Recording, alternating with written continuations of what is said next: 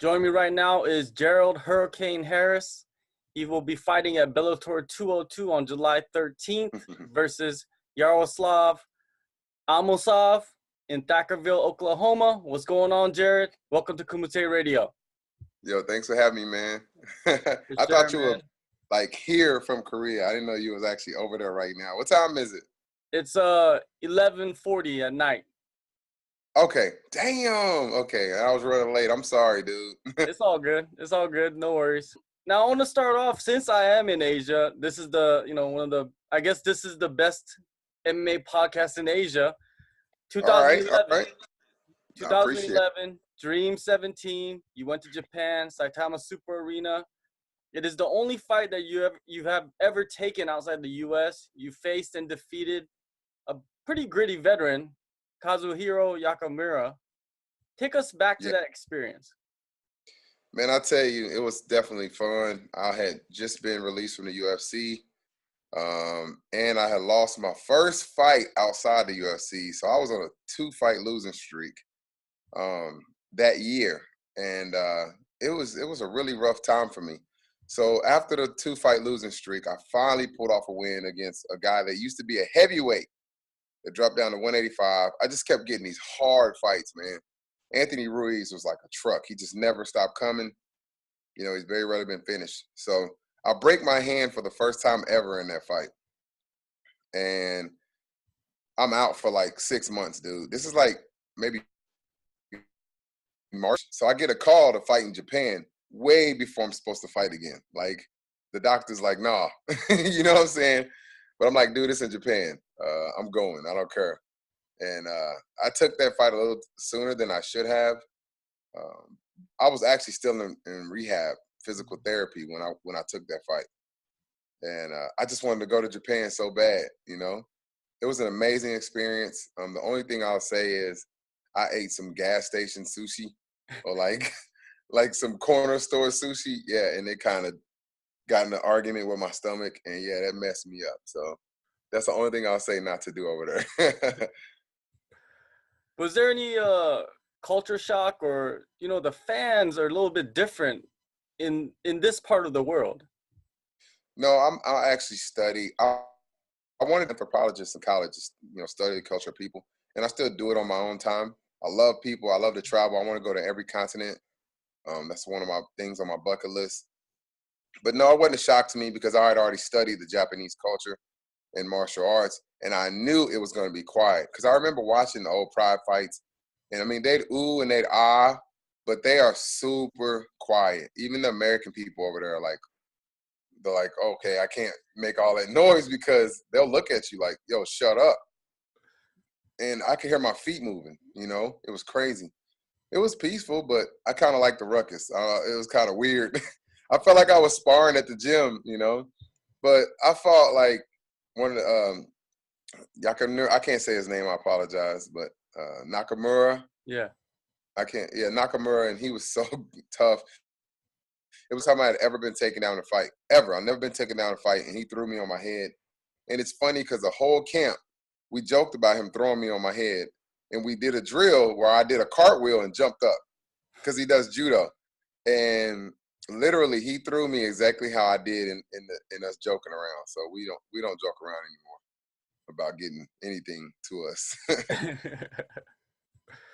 I read that you were in talks with Comedy Central for a half-hour special. How has that progressed? Yeah, man, I was really excited about it. I sent in a video. It was one of my best stand-up specials ever. I did 45 minutes on stage in December of 2017. Got a standing ovation. I don't know if you know who Adam Hunter is. He was the MC that night. And he was like, dude, that was great. So he gave me the connection, and we're still waiting. I'll find out by the end of this month, which is like tomorrow. So at first we were supposed to find out in February, and then they changed it to June. So I emailed them, and they emailed back and said they don't know exactly what's going on right now, but it's supposed to be you earn a 45-minute special or a half-hour special with them televised. So if that doesn't happen, I have big plans. I'm going to either do a YouTube special or I'll pitch something to like Hulu or Netflix. But I'm definitely going to be on one of those soon because I have big plans for comedy, man. Yeah, definitely. Nowadays, there's so many avenues or, places that you Yeah. can sell your specials to. So I'm pretty sure one of those places is going to pick it up and we're going to Oh be able yeah. to watch it soon. I'm actually performing tonight. I'm doing a show tonight. It's my 20-year high school reunion. I think my opponent's 20 years old. um, I'm having my 20-year reunion 2 weeks before I fight a 20-year-old kid. So um, it's gonna be cool.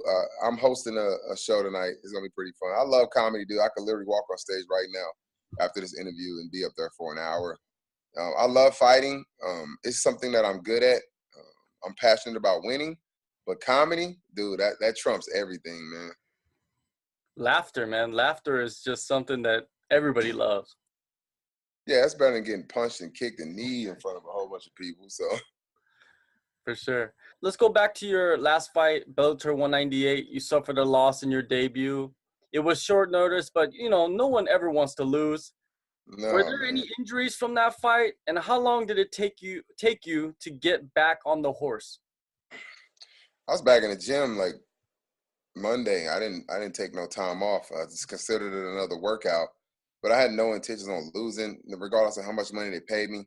My goal was go in there and try to take him out because I was in okay shape, but I wasn't in shape to be my best for 3 rounds. And they knew that, and he knew that. So his goal was to either let it go to deep waters or submit me quick, which I've never been submitted. So they didn't expect to submit me. I've very rarely even been in submissions other than my second fight. My 7th fight ever. I hadn't been in a triangle or armbar or nothing since. Um, and it was just kind of crazy, man. We went to the ground too soon and boom, I got caught. People, why are you so disappointed? You're on Bellator, you got paid. It just, man, you put so much work in, dude. Like they understand all the years and I finally got one of the opportunities that I've always wanted and boom, it just happened so quick. So, but I'm cool. I'm back. And the only thing I have now is, man, they got me kind of bouncing up between 185 and 170. 170 is just such a hard cut, man. So, but if I got to do it, I got to do it. As you get up in age, does it get harder and harder and harder for you? What is so difficult? Is it the beginning of the cut or is it the end? Everything. It's just the older you get, the harder it is. Your metabolism slows down. I'm 38, man. I'll be 39 this year. I'll be 40 next year. So I don't have that 25-year-old body where I can just eat Cheetos and cut weight. I have to do everything like super strategic. It's really hard, but I'll tell you this: it's worth it. It's just really hard, man. I wish it was a part of the process. It kind of takes away from your focus on the fight. Making weight. I think about making weight 24/7 from the time I wake up to the time I go to bed, and it's very draining, mentally and physically draining. But when it's over, it's over. So I look forward to that day that we weigh in and boom, go. I just hope there's no evening weigh-ins. I like Bellator's early weigh-ins. They weigh in at like 9 o'clock. So that was amazing last time. I cut a lot of weight for that last fight. Oh, of course. I saw the other interview that you did, and you mentioned that you were at 215 or something like that. Yeah, 20 pounds in 3 days. Yeah, that's crazy. Now for for a fighter like you, you've mentioned that you're not really chasing titles. You just want to entertain. You want to have good fights. Don't you think that catch weights should, they should put more fights with catch weights on the on cards? Every time I get a call, I propose a catch weight.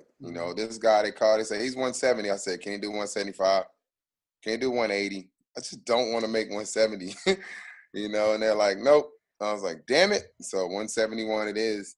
But yeah, I'm in a position where they do have the welterweight Grand Prix coming up, and that would be great to get in that because financially, it pays off really well, and it's a great opportunity for me to fight pretty much the best in Bellator and some of the best in the world. So I take an opportunity like that with the same attitude. I love winning, and I have no intentions on losing. I think I'm more dangerous with the attitude that I have now than the scary kind of safe fighter. I used to knock people out, but I was still fighting safe. And now I'm just letting loose, man. I'm letting loose in the gym, and I'm definitely letting loose in the fights. Have you talked to them about the welterweight tournament? Because there's still, I think half the slots are still empty. Yeah, I think it's probably 2, 4, 6, 8. I'm gonna assume it's an 8-man bracket. It is an 8-man bracket. And there's 6 guys in there for sure. You got Michael Page, definitely. Paul Daly for sure. Roy McDonald. You got Douglas Lima.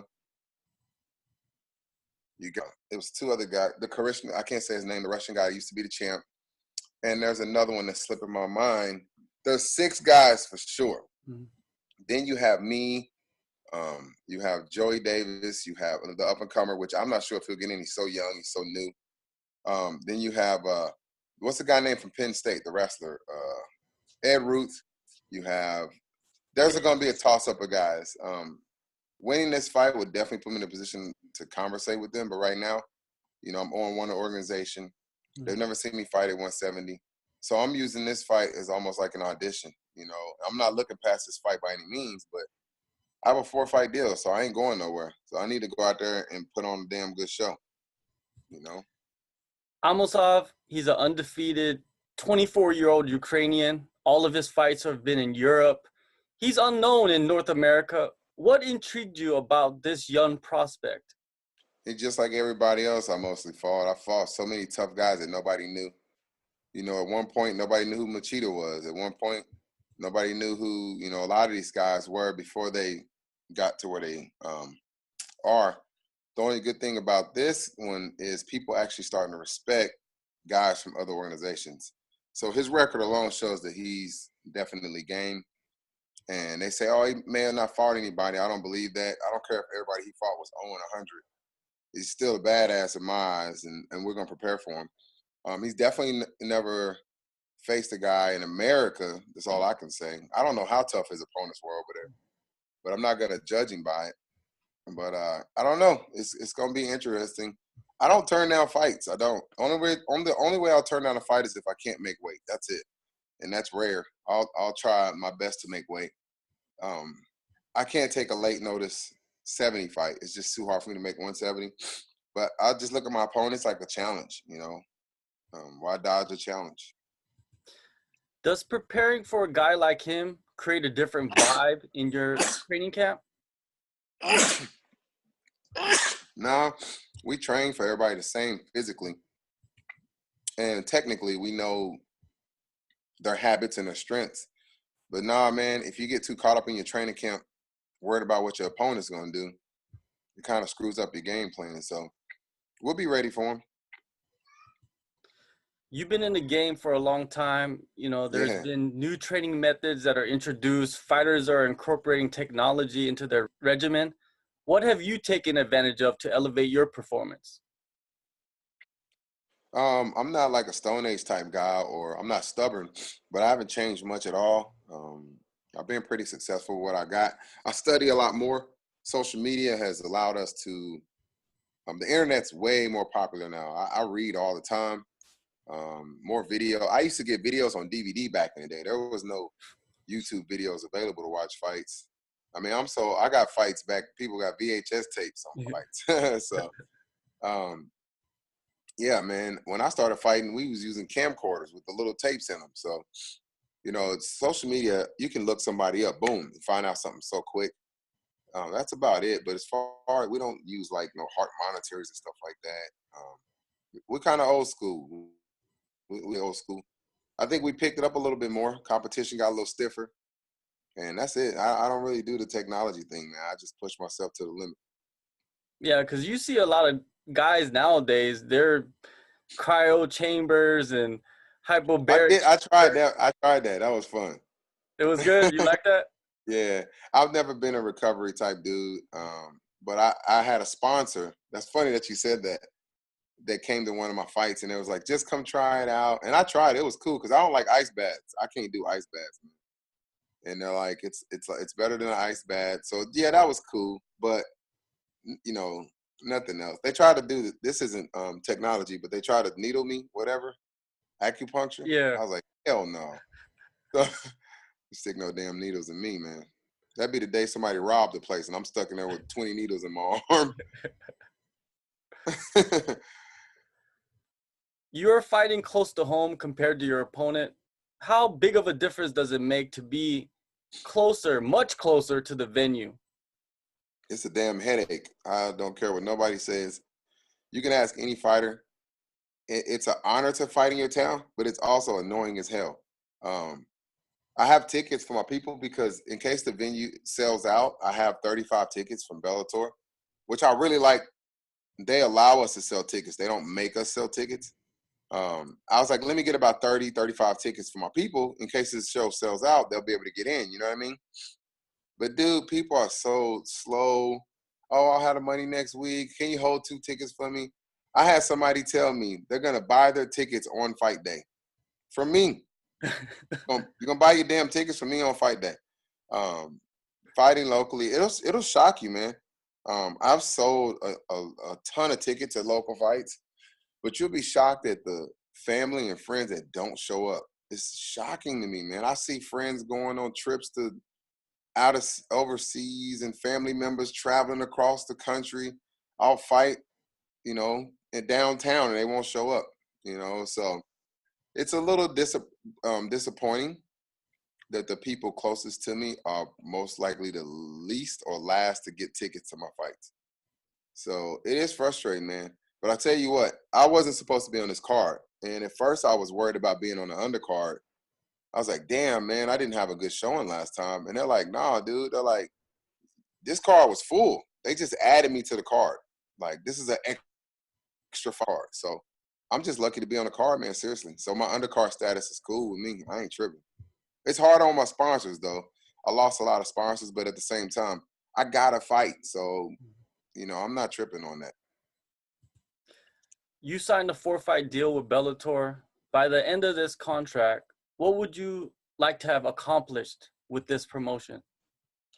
I'm just being super honest. My goal is to take care of my family, man. So I like how Rampage fights. Rampage, win, lose, or draw, people want to see him fight. And he goes out there and he just puts it down. And we had a good talk after my last fight. And that was one of the reasons I had that attitude. He was just like, dude, just go out there and just fight, man. Don't worry about losing. Don't worry about winning. He's like, just go try to knock their ass out. Or when you guys want to see me fight, my job is secure. And that's what I want to do. Because I can go out there and win. I know this sounds crazy. I can go out there and take down 90% of the guys and probably lay on them and kind of John Fitch them, no offense. That just ain't my style. It takes too damn long, and people don't enjoy it. So, I mean, seriously, I just want to, by the end of these 4 fights, I want people going, yo, where's that Harris? When's Harris fighting again? That's literally my goal, and that'll increase my pay, maybe put me in the welterweight, Grand Prix, middleweight, whatever. But I just want to be in the mix, man. Because nowadays, a win ain't enough. I need a slam knockout in Bellator. That'd be nice. You do. Maybe that's coming. You never know what could come to you. Well, that would be it. That would definitely set the tone. But the bar will be raised. If I do that every fight, they're gonna be like, "Yo, slam him!" I hear people every time I fight while I'm walking in the cage, "Slam him, Hurricane! Slam him!" That's all they say. Well, I guarantee you, people are gonna be yelling that at you when you fight at Bellator. Oh gosh, yeah. I got new shirts. I got a new nickname from Rampage called the Slam King. So I got T-shirts made, Slam King T-shirts. Oh, you better go get them. Where can we get the T-shirts? I just emailed the logo last night, so I'll know in the next day or two. I'll shoot you a Facebook message, and I may have a link where people can order them. All right, Gerald. Thank you for your time. You could catch Gerald Harris at Bellator 202. It's gonna be a fun one. Thank you for your time, man. Man, thank you for staying up. I really apologize for running late. No, man, it's all good. All right, then. Thanks for having me. For sure, man.